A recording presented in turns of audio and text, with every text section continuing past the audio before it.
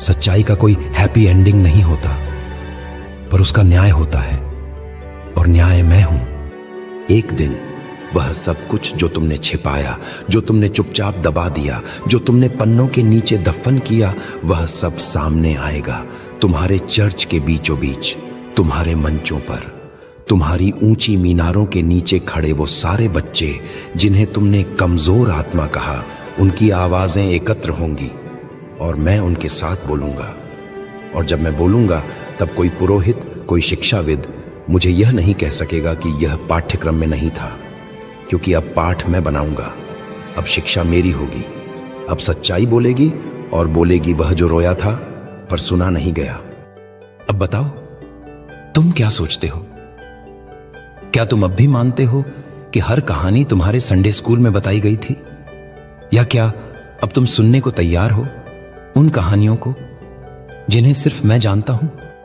तुम मुझे अब भी प्रेम से बुलाते हो, यीशु मसीहा उद्धारकर्ता, पर क्या तुम जानते हो जब तुमने मेरी कहानियां चुनी तो तुमने कुछ कहानियां जानबूझकर छोड़ दी?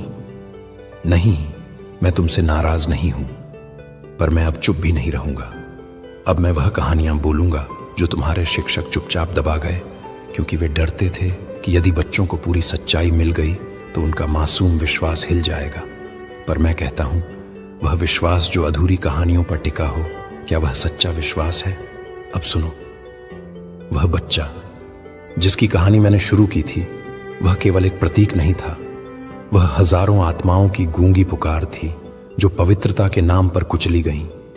उसके बाद भी वर्षों तक मंदिरों में, गिरजाघरों में और सभाओं में नन्ही आवाजों को दबाया गया, कभी नियमों के नाम पर, कभी लज्जा के नाम पर, कभी ईश्वर की महिमा बनाए रखने के नाम पर क्या तुमने कभी सोचा कि जिन कहानियों को तुमने अपने बच्चों को नहीं सुनाई, वो उनके भविष्य की सबसे जरूरी चेतावनी हो सकती थी?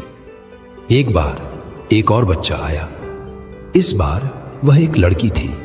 उसका नाम हन्ना था।